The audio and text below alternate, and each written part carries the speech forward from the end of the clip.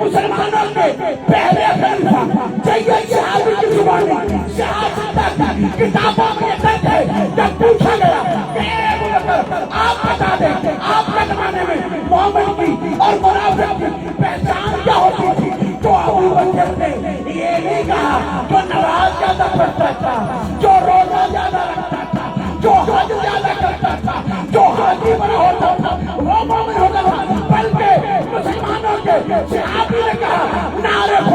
منافقین فی زمان نبی بشکر علی ابن